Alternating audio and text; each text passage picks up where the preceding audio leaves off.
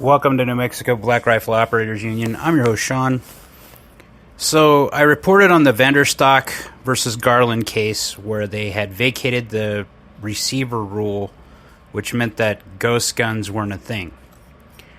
Earlier today, a judge stayed that to be held until the 24th. Well, it looks like FPC is holding it, or filed an injunction to be heard no later than the 24th of July. But the idea here is that they want another look at it. They want the Fifth Circuit to look at it. So another judge decided that was a good plan. So what that means is that while we had a huge win for the 2A in our community, in that the ghost gun rule, or the ability to make your own firearms, specifically receivers, was vacated, meaning completely found unjust. Now they're giving, yet again, the Justice Department has screwed us and allowed for another court to chime in. Now the Fifth Circuit has sided with us on some things and sided with us against us on other things. So be prepared. Again, free men don't ask permission, and it's always been legal to build firearms, build your own firearms, since the country was founded. And this, I'm sure, will get struck down, but we're in that weird time. I mean, I never thought we would see the possibility of a former president and now a presidential candidate be arrested, and it looks like that's what's going to happen based on some January 6th nonsense that's going on. To me, January 6th is bullcrap. It pales in comparison to the Ferguson riots or the Black Lives Matter riots. May 29th of the year Trump was up for re-election, there was an attempted coup before that where they burned a church. So why am I speaking about this is that we're talking, I've seen political commentators, Sarah Gonzalez from the News and Why It Matters. She's from The Blaze. I'm a big fan of hers. And she went on a rant today that I never thought I would hear from her, where she was actually talking about civil war. Now, I still think we're kind of in a cold civil war right now between two factions, political factions that are kind of nuts. And I say that because there's a political faction on the right side that, like, if you don't know who Nick Fuentes is, look him up. He believes in, like, Hitler and all this other crap. That's the faction that the left likes to highlight and show that we're all part of that. But as we approach these weird times where the country is at odds, so to speak, trying to figure out who the hell we still are, and there's two really loud groups right now yelling where everyone in the middle isn't, represented. That's kind of normal, but it's gotten really stupid lately. The political debate around guns is, if you are for anything in the Second Amendment in our community, you're seen as an enemy or another person. And the worst thing we can do is violence. Now, I understand there's a time and a place for it, and our Constitution actually calls for it, and that's what Sarah was talking about. When is that time? I don't know. And to be blunt, all I know is what would be the repercussions of this. There's often that little trope that we can't stand up to the American military. Well, I disagree. And I say that because there has never been a time where an asymmetric war that our military has ever won. You look at Afghanistan, you look at Iraq, you look at Vietnam. An asymmetric war is what they would be fighting here, where even former veterans, current soldiers, would probably turn on the government. But this hits us at a time where there's enough political instability and instability in the economy and in the world that it would screw a lot up for our country. That doesn't mean I'm not willing to fight for my country. If it does go down that path, I know where I would probably lie and probably do. I was thinking about this during the COVID stuff because I actually thought back then that there would be a possibility of people standing up to tyranny. And what we're finding is that people don't. People want to be left alone. That's why we're in this problem we're in right now, is because there's enough people that just simply want to be left alone, that are checking out of the political debates, that they're not paying attention to what's actually happening in the world, especially in our country. You know, we have these hardline issues, one which I think that is waking a lot of people up is when they're messing around with kids. You don't mess with people's kids. The minute you do, you start what you're seeing now. You're starting to see the backlash. Now, I don't care if Trump actually runs. I don't know if I'll vote for him. I mean, he seems like the lesser of the two evils when it comes to Biden, but the lesser of two evils has gotten us where we're at. I've mentioned it before, and after his speech with his little interview with Tucker Carlson, I'm even a bigger fan of Vivek Ramaswamy than I was before. There's some things I'm not a huge fan of, but that's kind of pick your battles with the political spaces. On the same vein, the gun-free zones. I can say that I'm at least a mental victim, if not a full-on victim, of gun-free zones when I work for schools. I always felt like a can of tuna because we didn't have cops everywhere, and knowing how kids have been mentally damaged for years now, especially because of the COVID stuff, because of the stuff that's been ratcheted up with social media and the highlighting of these weird-ass ideals that get pushed on them from social media. That, I kind of figured, would be the trigger that started people going into schools and doing stupid stuff, because there's a mental health issue here that I've talked about many times on this podcast. And you see it because you're seeing these stupid-ass issues continually rise. It doesn't take a rocket scientist to know that without a border, you don't have a country. And right now our southern border is so permeable that people are just walking across to get fast food and going back.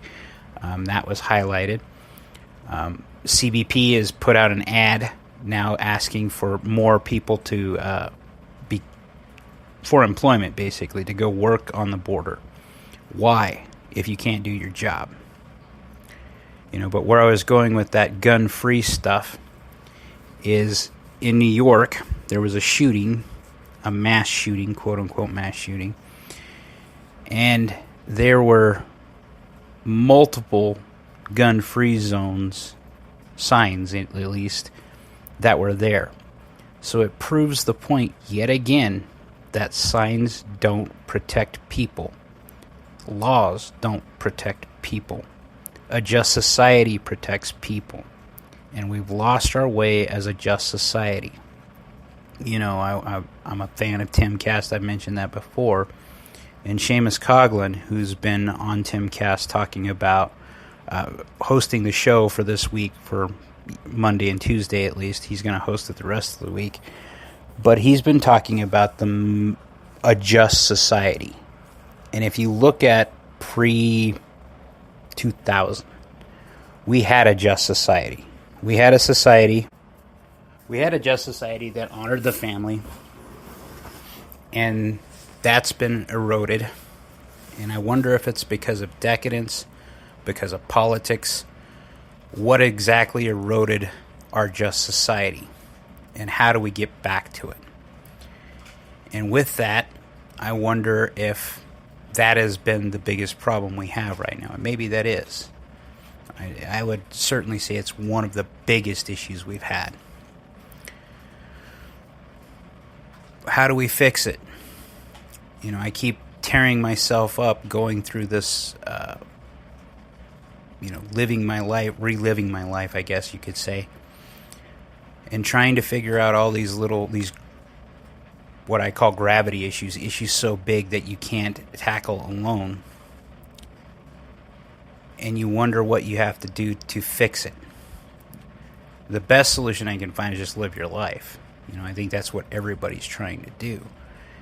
But at the same time, checking out isn't the answer.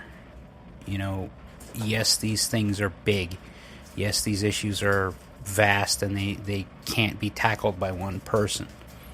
But one drop in a bucket, if the drops keep hitting that bucket, eventually it overflows and eventually things start flowing right.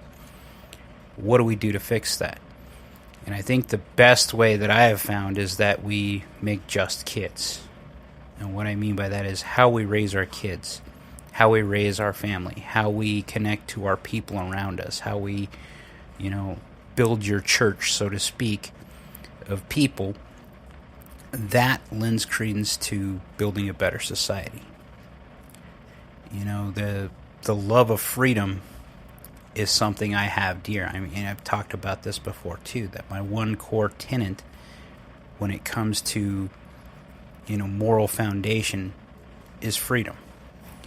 And why I say that is because I believe, I'm a Christian too. I believe morally that you have to have 100% freedom and willingly choose to go that path for it to be acceptable. And that goes in all things. And what we're seeing is that they're eroding those freedoms. And I understand Sarah's frustration. And I asked myself that question again when I saw it today. Saw her, the news and why it matters. Why? Why haven't more people risen up? Why haven't more people spoken up? I walked away from a job that I loved, a career I loved. And it was because there has to be a line we all have to have. Where's your line? With the Second Amendment, that line keeps getting breached. But I'm not a violent person unless I'm pushed to it. And I don't see that we're at that point yet. I wonder what would cause me to do that. And I think that if they pushed hard enough, that would be on this one issue. This would be the red line for me. When it came to the pistol brace stuff, I was like, I don't really have one. I don't have one. I don't really care. Same thing with the bump stocks. But in reality, if you look at it, it's each one of those is that drop in the bucket. And that's what the Biden regime is going after. You can't see the two-tier justice system and be a fan of the state, at least in my eyes. Because each time you see someone get away with something that is abhorrent, you start to question what's going on. Now, a lot of my friends have been ahead of the curve in this, and it's taken me a long time to not be a statist. And I still have some of those things that, I wonder about if I'm still a statist on. And this isn't one of them. When it comes to our Second Amendment, our God-given right to protection, to defend ourselves, to stand up to tyranny, that's what people in Ukraine are kind of trying to fight for. Their life, their liberty, the ability to live as they see fit. And that was the whole point of our country. So when it comes to the new election that's coming up next year, what will I do? There's a part of me that says that voting no longer matters. The other part of me says keep trying, because this is the only tool we have until we go for that fourth box, so to speak. And that's the one that I'm most reluctant to use, because the last civil war we had in the United States was destructive, and it really tore at the guts of our country, and it took a long time to heal from. And in today's world, I don't know that we have that much time. And I say that because I've paid attention to geopolitics. And in geopolitics, right now, what you're noticing is there's a demographic shift that is in our favor, but only in our favor if we don't start killing ourselves off. You know, China right now doesn't have, they're basically run out of 40-year-olds and 30-year-olds and 20-year-olds. What they have is what they have. Their birth rate has declined so much so that I don't see how the CCP is going to exist in its current form much longer. Now, I hear a lot of people say you're full of shit when I say that, because they see China as such this big, immersive thing. You know, they have 1.2 billion people, according to what their last demographic said. But if you look at their demographic data that they have themselves, and their employment data, which is more correct, more accurate, you'll see what I'm saying is correct. That the CCP is in trouble. Biden, I can say, is doing just as much to undermine China's authority as Trump did. That's a controversial statement. And I say that because he's done something with microprocessors, banning the export of our microprocessors, our technology, and our allies by extension, because they line up with us, that China can't make or use our high-end microprocessors. So they're never going to get ahead of us in AI. AI is another thing to worry about. You know, we're in that current stage that I see, and I'm not the only one that sees this, is we're in the fourth industrial revolution. And what does that mean for the rest of us? Are we going to be forced to live in a pod if you're not one of those rich, wealthy people? Or are we going to stand and fight? And that's what gives me the heartburn, is knowing that if we have to do this, if it goes that far south, we're in that ultimate change that will make our country or destroy it. And to me, it makes more sense to keep as many of us alive as possible through this situation. With that, though, don't get me wrong. They ban guns. I'm not giving mine up. They start rounding people up. That's going to be a definitive hard stop for me, and I will definitely fight. Because there is no sense in rounding up people and allowing what happened in Nazi Germany over politics. And I say that because whether it's the left that gets rounded up or the right that gets rounded up and put in camps, that's a hard stop for me. We don't do that to American people. Despite what a lot of people think, we've had American guys that actually helped those Nazi ideals. I'm an anti-socialist, anti-communist. I don't believe in any of those systems. I believe the free market has done more for society than anything else has. If you look at any socialistic place on planet Earth right now, like the one that people keep throwing around is Denmark. Denmark's powered by capitalism.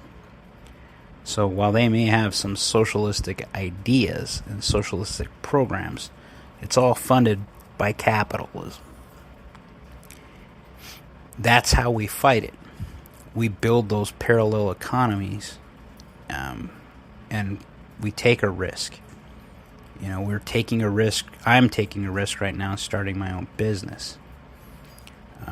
That's what we have to do to fight, is live your life, not be afraid of what's around the corner. And that's kind of terrifying, but it's also freeing. Like, share, subscribe, be great.